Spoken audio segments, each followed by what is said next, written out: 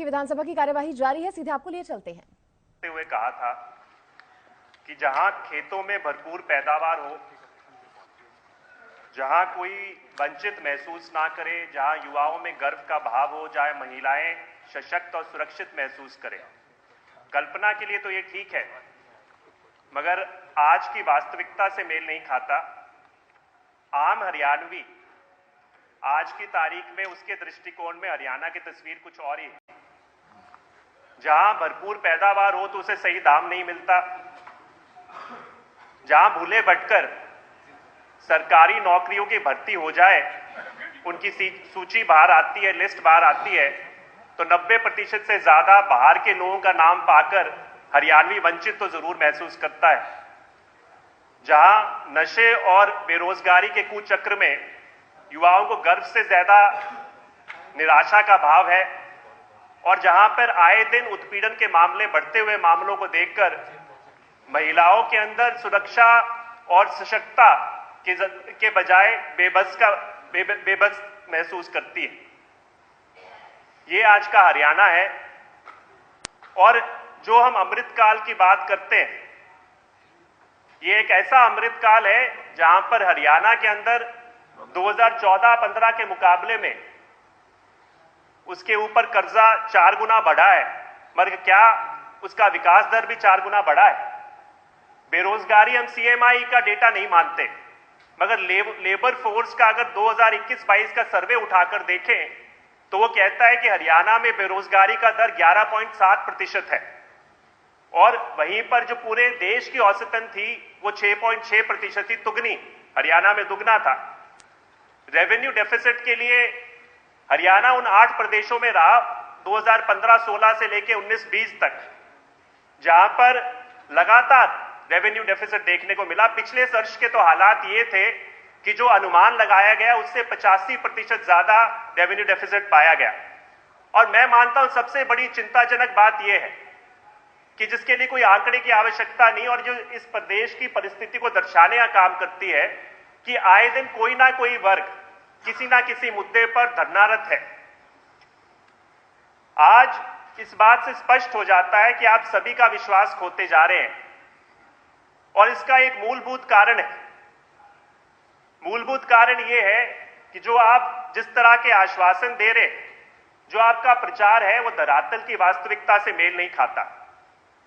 आप कहते हैं जीरो टॉलरेंस टू करप्शन, मगर आज ऐसा प्रतीत होता है कि हर एक विभाग के अंदर किसी ना किसी तरह की प्रतिस्पर्धा चल रही है कि हम करप्शन में कैसे आगे निकले दूसरे विभाग से। आप कहते हैं कि जो किसान है, जब उनकी फसल खराब हो जाए तो तुरंत उनको उचित भाव पर मुआवजा दिया जाएगा, पर परिस्थितियां, मैं उदाहरण के तौर पे अपने विधानसभा कह दूं, पिछले 2 सालों में तकरीबन 8400 किसानों का 195 करोड़ का मुआवजा अभी तक बकाया है। तो ये हालात हैं।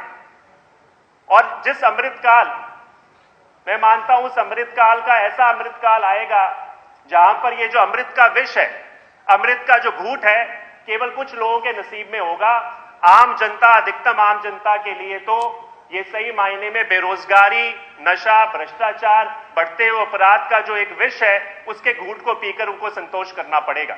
फिर भी मैं इस निराशाजनक माहौल में एक आशावादी सोच के साथ सरकार के समक्ष कुछ बजट संबंधी प्रस्ताव भी रखना चाहूंगा। अध्यक्ष महोदय, ग्रामीण क्षेत्र में बहुत बड़ा तबका हमारा ढानियों में रहता है, और उनको भी विकास के इस दर से जोड़ने की आवश्यकता है, उनको भी मूलभूत सुविधाएं देने की आवश्यकता है। हमारे चौटाला गांव में उदाहरण के तौर पे तकरीबन 900 ढानियां हैं। पिछले साल सरकार ने जिस तरह की घोषणा की थी कि हर एक विधानसभा में हर एक साल विधायक के प्रस्ताव पे 25 करोड़ की लागत से सड़कों का नवीनीकरण करवाया जाएगा, मैं सुझाव देता हूं कि उसी तरीके से, उसी प्रक्रिया के साथ हर एक विधानसभा में हर एक साल विधायक के प्रस्ताव से 25 किलोमीटर की ढानियों की सड़कों को, ढानियों के रस्तों को पक्का करने का काम सरकार करे। वही हालात हमारे पीने के पानी और बिजली की है। सरकार ने कहा कि 2022 तक हमने जो जल जीवन मिशन है उसको संपूर्ण कर लिया हरियाणा में। वो संपूर्ण जब होगा जब हर ढानी में एक नल का कनेक्शन भी होगा, तब संपूर्ण होगा। तो मैं यही सुझाव देना चाहूंगा सरकार को कि उनको वंचित ना करिए। ढानियों में जो लोग रहते हैं उनको भी निःशुल्क बिजली और पानी का कनेक्शन देने का काम करें। आपने, मैं धन्यवाद करूंगा सरकार का कि उन्होंने गौवंश के लिए सोचते हुए इस बजट में प्रावधान किया, मगर वो पर्याप्त नहीं है। आप काउ सेस लगाकर, जितनी भी हमारे यहां पे शराब की बिक्री होती है उस पे एक काउ सेस लगाकर उसको जितना भी रेवेन्यू आए गौवंश की रखरखाव के लिए, गौशालाओं के रखरखाव के लिए उसका इस्तेमाल करें। मैं 1 मिनट और लूंगा डिप्टी लीडर की अनुमति से जी, पार्टी की तरफ से 1.5-2 मिनट का समय लूंगा, बस 2-3 सुझाव नहीं, बाकी किसका काम करेंगे? मेरे ख्याल से मेरे बात कोई और खास बता देना मुझे, वो भी काम। एक मिनट जी और 1 मिनट और बाकी सबके लिए फिर मुश्किल। मैं 1 मिनट और लूंगा जी, मैं बस 1 मिनट। बाकी सबके लिए भी मैं एक आखिरी 6 मिनट हो गए। नहीं, मैं एक आखिरी 6 मिनट हो गए ना। एक आखिरी मांग अध्यक्ष जी मैं रख के मैं अपना स्थान ग्रहण करता हूं। 1-2 मांगे रखना चाहता हूं। दूसरा बात, जो किसानों की फसल को खराबे को रोकने के लिए, बचाने के लिए, सुरक्षित करने के लिए हमें एक प्रस्ताव लाना चाहिए कि उनकी तारबंदी करने के लिए कम से कम एक सब्सिडी का प्रावधान हो किसानों के लिए, ताकि जो अपने खेत को वो सुरक्षित कर सके। इस तरह की एक बहुत बड़ी आवश्यकता है। और आखिरी में युवाओं के लिए, हम युवाओं के लिए कहते हैं कि युवा जब नौकरी के लिए जाता है तो बारी बारी जब एग्जाम्स रद्द होते हैं, नौकरियां रद्द होती है, तो वो एक मानसिक तनाव भी झेल रहा है, मगर वो आर्थिक तनाव ना झेले।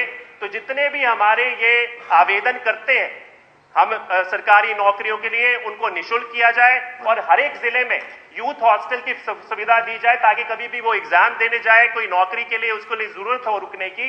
8 जिलों के अंदर यूथ हॉस्टल है, बाकी सभी में बनाकर उनको प्रावधान देने का काम करें। अंत में एक लाइन के साथ मैं आप खत्म करना चाहूंगा अध्यक्ष महोदय, केवल हम ये कहते हैं, ये कल्पना करने से कि अमृत काल आएगा या ये नारा देने से कि सबका साथ सबका विकास की बात नहीं बनेगी। धरातल पर सकारात्मक बदलाव करने की आवश्यकता है। धन्यवाद।